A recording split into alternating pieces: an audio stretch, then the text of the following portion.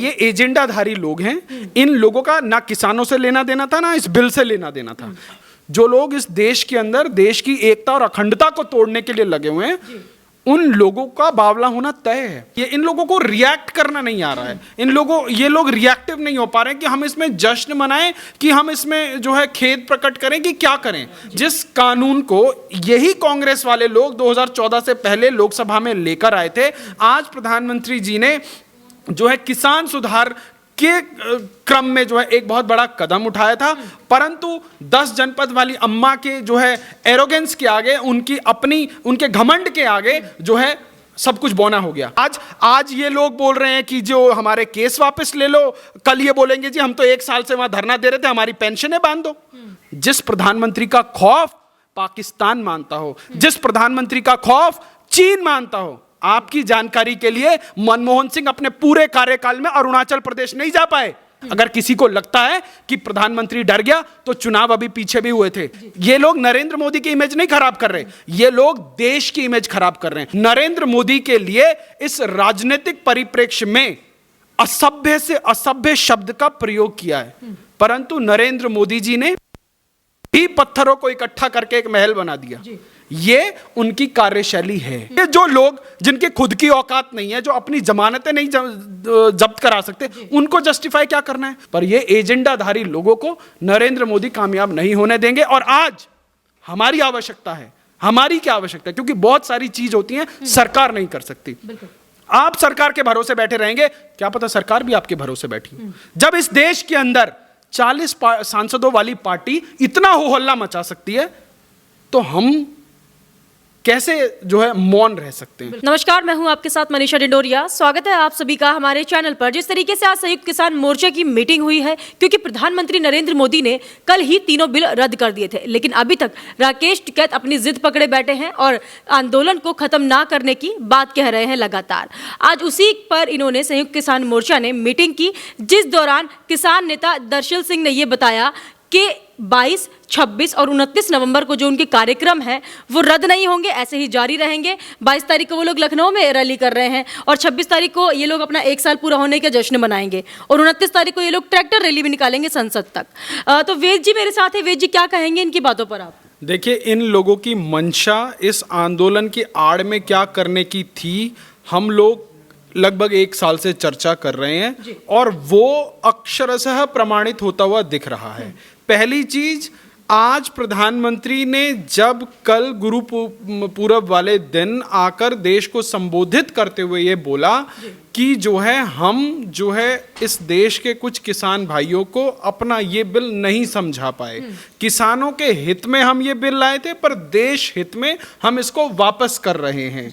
जब प्रधानमंत्री ने किसी और के ऊपर आरोप ना लगाते हुए जब इस बिल को वापस लेने का निर्णय किया, तो अब जो गेंद थी वो इन तथाकथित किसान नेताओं के पाले में थी। और जिस हिसाब से कल आपने देखा कि कैसा ये इन लोगों को रिएक्ट करना नहीं आ रहा है, ये लोग रिएक्टिव नहीं हो पा रहे हैं कि हम इसमें जश्न मनाएं, कि हम इसमें जो है खेद प्रकट करें, कि क्या करें। बिकॉज एक बिल्कुल अनप्रेसिडेंटेड चीज हो गई कि इन्होंने कभी सोचा भी नहीं था, सपने में भी नहीं सोचा था कि प्रधानमंत्री एक ऐसा निर्णय ले लेंगे कि जो है इनकी जो इतने दिनों से इन लोगों का एक नया रोजगार चला बैठा था, ये जो है ये बेरोजगार एक झटके में हो जाएंगे। जो तमाम भारत विरोधी जो शक्तियां जो बाहर से इस पूरे के पूरे कार्यक्रम को प्रायोजित कर रही थी, प्रायोजित यूं कर रही थी कि आज एनआईए की टीम जो है कनाडा में जाकर इन तमाम पहलुओं के ऊपर जांच कर रही, वहां की सरकार के साथ सामंजस्यता के साथ। तो आज जब इन खेल के ऊपर से पर्दा उठने वाला था, तो और आज जब प्रधानमंत्री ने यह पूरा का पूरा बिल वापस ले लिया, आज उन शब्दों के ऊपर जो है एम्फसाइज करने की जरूरत है। प्रधानमंत्री के दर्द को समझने की जरूरत है कि उन्होंने एक प्रधान सेवक होते हुए वो पूरी की पूरी जिम्मेवारी अपने सर पे ली है, ना कि पिछली सरकारों की तरह। आपने देखा होगा कि एक प्रधानमंत्री अधिनियम लाता था और उनकी पार्टी का अध्यक्ष आके वो अधिनियम फाड़ देता था। तो ऐसी राजनीतिक नौटंकी और आपने और हमने 2014 से पहले खूब देखी है, खूब समझी है। पर ये एक ऐसा मील का पत्थर साबित होने वाला था कि जिस कानून को यही कांग्रेस वाले लोग 2014 से पहले लोकसभा में लेकर आए थे, आज प्रधानमंत्री जी ने जो है किसान सुधार के क्रम में जो है एक बहुत बड़ा कदम उठाया था, परंतु 10 जनपद वाली अम्मा के जो है एरोगेंस के आगे, उनके घमंड के आगे जो है सब कुछ बौना हो गया। ये देश बौना हो गया, इस देश के कृषि सुधार बौने हो गए, और आज एक संपूर्ण बहुमत वाली सरकार को जो है एक ऐसा बिल वापस लेना पड़ रहा है। तो मुझे लगता है कि शायद हमें 10 साल और वेट करना पड़ेगा, क्योंकि आज इस देश के अंदर, मैं अपनी समझ से अगर आपको बताऊं तो नरेंद्र मोदी की सरकार के खिलाफ सिर्फ विपक्ष ही नहीं, बहुत सारे इंस्टीट्यूशन जो है कोलैबोरेट होकर काम कर रहे हैं, क्योंकि इस देश की बागडोर संभालने के बाद नरेंद्र मोदी ने जो है जुडिशियल अकाउंटेबिलिटी जो बिल लेकर आए थे, कोलोजियम से नियुक्ति को समाप्त करने के लिए जो बिल लेके आए थे, उसका क्या हश्र हुआ इस देश ने देखा।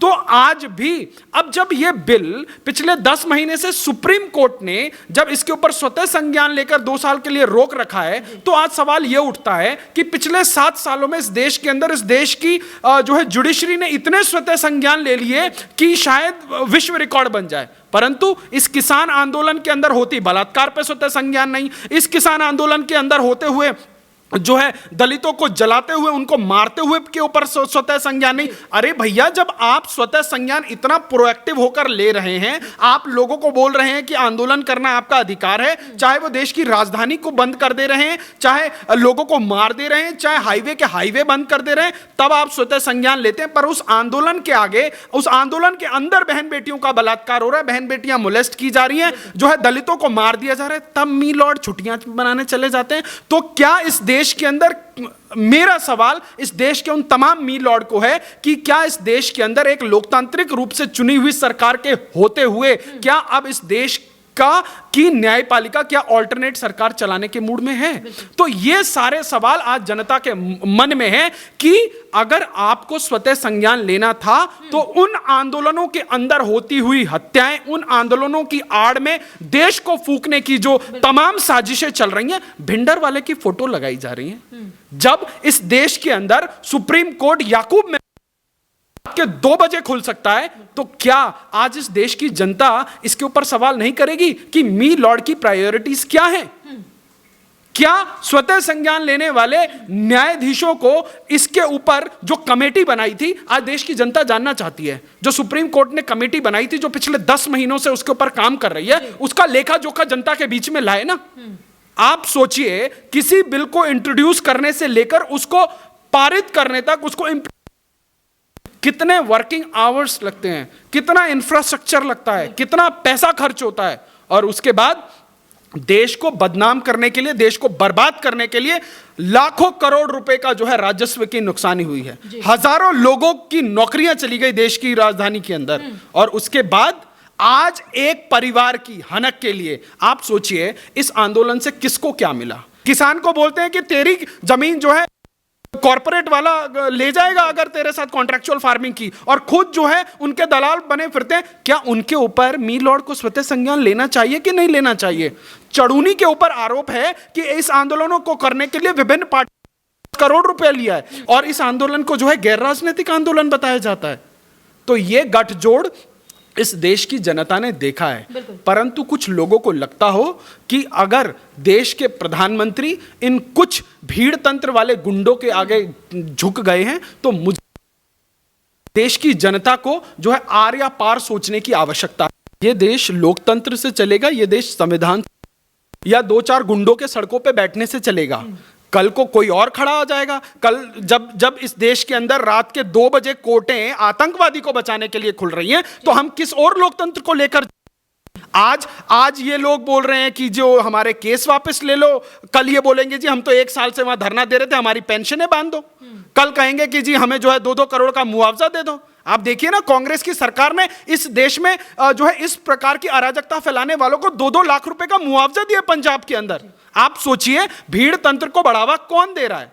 इस देश के अंदर जो को एक विशेष कलर के रंग से रंगने की, उनकी इमेज को रंगने की कोशिश करते हैं, शायद हमारी देश की जनता को भूलना नहीं चाहिए। राहुल गांधी ने आज से 2 साल पहले एक वक्तव्य दिया था, और उसका वक्तव्य यह था कि नरेंद्र मोदी की यूएसपी, उसकी इमेज है, उसको मैं बर्बाद कर दूंगा। तो यह 10 जनपद वाला परिवार अपनी हनक के आगे, अपनी ठसक के आगे ये देश को बर्बाद कर सकता है। ये किसी जा सकता है। आप सोचिए, इस देश के अंदर सीए एनआरसी का प्रोटेस्ट चलता है, मां बेटे बेटी रामलीला मैदान में आंदोलन करते हैं और बोलते हैं आर पार की लड़ाई लड़िए, और उसके बाद खुद विदेश निकल जाते हैं।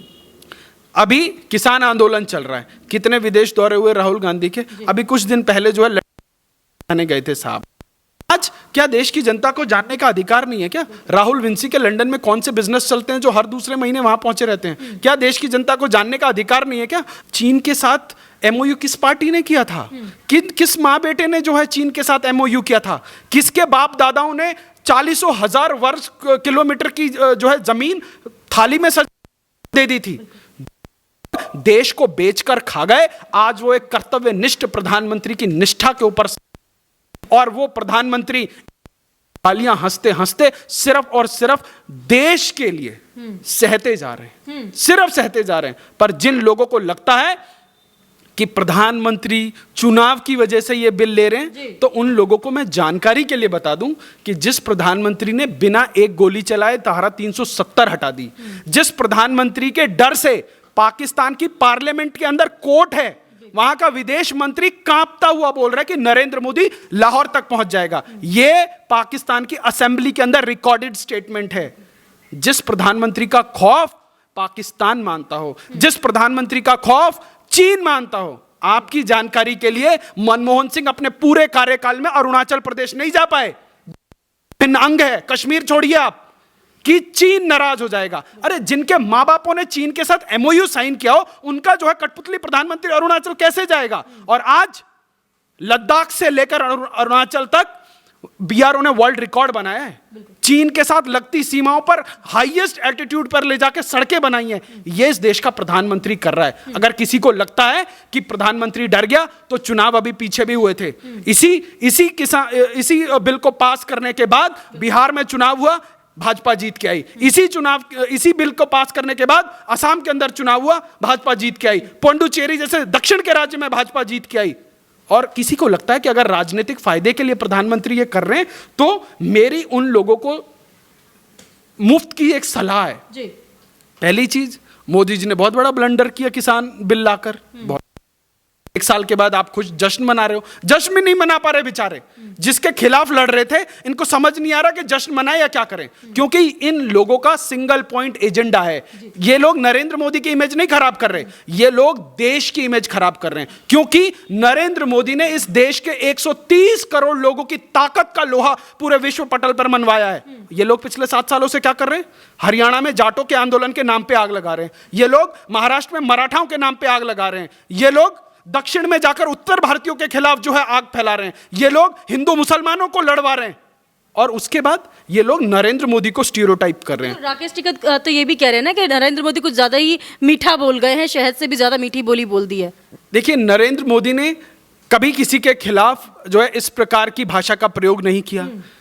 जिस महिला को इस देश की बहू होने के लिए लोग जो है छाती पीटने का कार्यक्रम कर रहे हैं, वही लोग जो उसी बहू को विदेशी मूल का बता के दूसरी पार्टियां बनाए बैठे थे, आज उन्हीं के चरण चाटने को तैयार हैं। और उन महिला ने क्या कहा? यह मौत का सौदागर है। क्या नहीं कहा?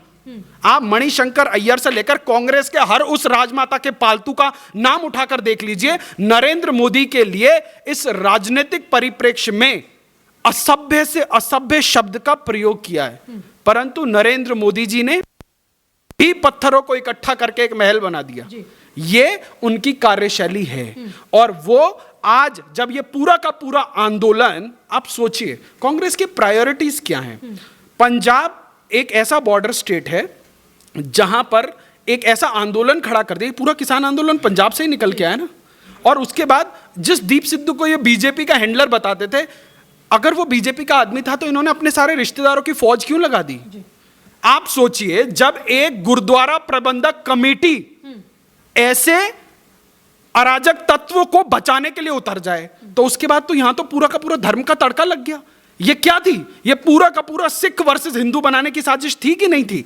और ये लोग इस देश के अंदर एक गृह युद्ध फैलाना चाहते थे। और जो ये किसान जो बिल मोदी जी ने वापस किया, अब इनका जो पूरा का पूरा प्लान है सब चौपट हो गया। आप सोचिए इनकी प्लानिंग कहां तक थी।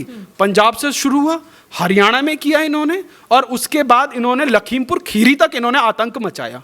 और जो लोग कल तक ब्राह्मण सम्मेलन कर रहे थे, जिनकी छाती में जो है विकास दुबे के लिए दूध उतर रहा था, वो लोग वहां ब्राह्मण के बच्चों को जो मरता हुआ छोड़ गए, उनके यहाँ पूछने के लिए कोई नहीं है। यही किसान मोर्चे वाला बेचारा योगेंद्र यादव जब यहाँ उसके यहाँ पहुंचने के लिए गया तो उसको इसी किसान संयुक्त मोर्चा से इन्होंने अलग कर दिया। क्यों? क्योंकि ब्राह्मण इनके एजेंडे में फिट नहीं बैठता। तो आज देश के अंदर देश के खिलाफ बहुत बड़ी साजिश चल रही है। ये पूरा का पूरा जो सो कॉल्ड आंदोलन है, ये अराजक तत्वों के हाथ में चला गया है। जब एक किसानों का आंदोलन, आप सोचिए ना, किसानों के आंदोलन से लाल किले में से तिरंगे के तिरस्कार करने का क्या लेना देना था? ये क्या किसानों का आंदोलन था या ये कोई सिखों का आंदोलन था? इसको धर्म का तड़का किसने दिया? निहंगों को आगे लगाकर लड़ाई किसने लड़ी? दलित का गला किसने काटा? क्या उनके लिए इस देश की न्यायपालिका स्वतः संज्ञान लेगी? उनकी जिम्मेवारी चढ़ूनी के ऊपर होगी, रज्जोवाल के ऊपर होगी, दर्शन सिंह के ऊपर होगी?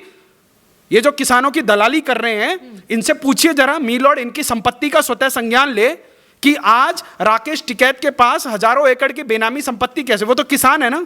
वही किसान उत्तर प्रदेश में घूम घूम कर किसानों को अपनी फसलों को आग लगाने की बात कर रहा था और अपनी हजारों कुंटल की जो है चीनी मिलों में उतार रहा था, अब फटाफट पेमेंट लपेट रहा था। और उसके बाद इस आदमी के 2 राज्यों से अधिक में जो है इसके पेट्रोल पंप हैं, तमाम गाड़ियों के शोरूम हैं, ईंटों के भट्टे हैं, और उसके बाद ये किसान है। लेकिन ये तो प्रधानमंत्री पे अभी भी भरोसा नहीं कर रहे हैं, कह रहे हैं कि लिखित में दीजिए, जब तक हम यहाँ से नहीं उठेंगे। एमएसपी पे भी गारंटी मांग रहे हैं। प्रधानमंत्री ने जो कहना था और जो करना था, क्योंकि उनकी कथनी और करनी बराबर है, और पिछले 7 सालों में उन्होंने प्रमाणित किया है। और ये जो लोग जिनके खुद की औकात नहीं है, जो अपनी जमानतें नहीं जब्त करा सकते, उनको जस्टिफाई क्या करना है? उन्होंने इस देश की जनता को जस्टिफाई करना है, और देश की जनता उनके हर मुद्दे के साथ है। जब उन्होंने ये बिल लागू किया तब भी देश की जनता उनके साथ थी। वही दलाल नहीं साथ थे जो कांग्रेस की टिकटों पर चुनाव लड़ते थे। इस देश का किसान अगर प्रेडो और पजेरो और स्कॉर्पियो में घूम के आंदोलन कर रहा है, तो मुझे लग रहा है नरेंद्र मोदी जी ने बहुत अच्छा काम किया है। देश का असली किसान खेतों में काम कर रहा है। पंजाब, हरियाणा, मध्य प्रदेश और उत्तर प्रदेश के अंदर रिकॉर्ड खरीदारी हुई है रबी और खरीफ की फसलों की। तो सवाल ये पूछना चाहिए राकेश टिकैत से, अगर रिकॉर्ड हर साल बढ़ के खेती हो रही है, तो भाई आप तो बता रहे हो कि यहां पर जो है सारा किसान बैठा हुआ है। समस्या ये है, नरेंद्र मोदी जी जो तमाम स्कीमें लाए हैं, चाहे वो डायरेक्ट बेनिफिट ट्रांसफर के माध्यम से किसानों का पैसा जो है उनके खाते में जमा करना हो, चाहे जो अब एफसीआई को जो है लैंड के रिकॉर्ड जमा कराने हो। अब आप सोचिए, जिसके पास 5 एकड़ की जमीन नहीं है, वो 50 एकड़ का गेहूं और धान बेच रहा है और सरकारी खजानों में चूना लगा रहा है। उसके बाद प्रेडो पजेरो में घूम रहा है। भाई सरकार, कोई आदमी, नौकरी करने वाला आदमी 5 लाख रुपए कमाता है तो उसकी तनख्वाह में तो टैक्स कट के आ जाता है। और जिसके पास 5 एकड़ की जमीन नहीं है, वो किसान बन के जो है प्रेडो पजेरो में घूम रहा है, अरबों की संपत्ति कमा रहा है। तो क्या उसके लिए भी इस देश का कानून बराबर नहीं होना चाहिए क्या? लेकिन वेद जी, जिस तरीके से ये लोगों की मांग थी बिल रद्द करने की, अभी ये लोग खुश हो रहे हैं कि प्रधानमंत्री ने माफी मांगी और जश्न मनाने की बात कर रहे हैं, लेकिन उठने की बात तो भी नहीं। ये एजेंडाधारी लोग हैं। इन लोगों का ना किसानों से लेना देना था, ना इस बिल से लेना देना था। इन लोगों को, जिन जिन लोगों के धंधे चौपट हुए हैं, जो लोग दालों का बड़ा काम कनाडा से करते थे जो बंद हो गए, जो लोग बाहर से प्रायोजित हैं, आपने एक नाम सुना होगा पन्नू पन्नू करके, उसकी वीडियो आती थी। पंजाब के अंदर लोगों को बड़ी किक मिलती थी उससे कि भैया आप जो है खालिस्तान का झंडा 15 अगस्त को, 26 जनवरी को इस बिल्डिंग पे लहराओ, आपको इतने $1 मिलियन मिलेंगे। अब सोचो, उसका बावला होना तय है। जो लोग इस देश के अंदर देश की एकता और अखंडता को तोड़ने के लिए लगे हुए हैं, उन लोगों का बावला होना तय है। और ये सारे के सारे ये जो फौज है ना, जो अपने आप को तथाकथित किसान नेता बता रहे हैं, ये लोग, आप उनकी प्रोफाइलिंग देख लो। ये लोग या कभी कांग्रेस से या कांग्रेस के घटक दलों से चुनाव लड़े हुए आदमी हैं। क्या इस देश में सिर्फ कांग्रेस के पास ही किसान नेता हैं क्या? आज भारतीय जनता पार्टी के अंदर, चाहे वो दलित का हो, चाहे वो किसान का हो, चाहे ओबीसी का हो, चाहे पिछड़े का हो, हर वर्ग का प्रतिनिधित्व है। देश के अंदर सबसे अधिक सांसद हैं, सबसे अधिक विधायक हैं। उसके बावजूद इस देश के अंदर सबसे ज्यादा ठेकेदारी किसानों की किसने ले रखी है? राकेश टिकैत ने। राकेश टिकैत के पिताजी इस देश के अंदर जो है उत्तर प्रदेश से लेकर पूरे देश के अंदर एक सर्वमान्य नेता थे, क्योंकि वो किसानों की लड़ाई लड़ते थे। परंतु पिताजी अच्छे नेता थे, इसका मतलब ये तो नहीं है ना कि पुत्र भी अच्छा नेता होगा। राजीव गांधी जी लाए होंगे कंप्यूटर, उनका बेटा तो एक घड़ी भी नहीं लाया। इसका मतलब तो नहीं है ना कि उसको उसके हाथ में देश सौंप दी जाए। एक पार्टी सौंपी थी मां ने, तो पार्टी का तो बंटाधार कर दिया। अब सोचो, अगर देश तो छोड़ो, जो राज्य दिया उसी का बंटाधार कर रखा है। तो आज देश की जनता समझ रही। देश के प्रधानमंत्री ने नोटबंदी करी, देश की जनता ने उनको प्रचंड बहुमत दिया। अगर देश की जनता उनके जो है डिसीजन के साथ नहीं होती तो आज भाजपा का हश्र कुछ और होता। नरेंद्र मोदी के नेतृत्व में जनता आस्था नहीं जताती। 2014 में चुनाव हुआ, 283 सीटें आई। 2019 में चुनाव हुआ, 330 सीटें। इसका मतलब देश की जनता ने उनका नेतृत्व सहर्ष स्वीकार किया है। पर ये एजेंडाधारी लोगों को नरेंद्र मोदी कामयाब नहीं होने देंगे। और आज हमारी आवश्यकता है, हमारी क्या आवश्यकता है, क्योंकि बहुत सारी चीज होती हैं सरकार नहीं कर सकती। आप सरकार के भरोसे बैठे रहेंगे, क्या पता सरकार भी आपके भरोसे बैठी। जब इस देश के अंदर 40 सांसदों वाली पार्टी इतना हो हल्ला मचा सकती है, तो हम कैसे जो है मौन रह सकते हैं। आज इस देश के अंदर एजेंडाधारियों के एजेंडे को विफल करने की जरूरत है। देश की जनता को जो है बताने की जरूरत है कि ये लोग किस मंशा के साथ काम कर रहे थे। अगर एक किसानों का आंदोलन होता तो वहां पे भंडरवाला के जो है क्यों पोस्टर लगाए जाते? अब सबसे बड़ा सवाल है। और वहां पे इतनी एट्रोसिटीज हुई हैं, आज देश की राजधानी को ब्लॉक करके रख दिया इन लोगों ने। क्या इस देश का किसान, हम कहते हैं जय जवान जय किसान जय विज्ञान की बात करते हैं, क्या इस देश की माटी को खून पसीने से सींचने वाला किसान क्या इस देश के लोगों को ऑक्सीजन की सप्लाई बाधित करके मरने के लिए छोड़ना चाहेगा? क्या इस देश का किसान सड़कों पर बैठकर दारू पीकर जो है देश की राजधानी को अव्यवस्थित करना चाहेगा? क्या इस देश का किसान लद्दाख में जाती हुई आर्मी के कॉन्वॉय को रोकना चाहेगा? ये लोग किसान नहीं हो सकते। ठीक है, बहुत बहुत धन्यवाद आपका वेद जी। ये थे हमारे साथ वेद शर्मा जी। इन्होंने जिस तरीके से हमें बताया कि जो एजेंडाधारी किसान अभी तक आंदोलन को कंटिन्यू किए हुए हैं, इनको ये समझना चाहिए कि अगर प्रधानमंत्री नरेंद्र मोदी ने बिलों को रद्द किया है तो आपको भी थोड़ा झुकना चाहिए और इस आंदोलन को खत्म करना चाहिए। आप हमें कमेंट करके जरूर बताइएगा आपका इस पर क्या कहना है। हमारे साथ ऐसे ही बने रहिए। धन्यवाद।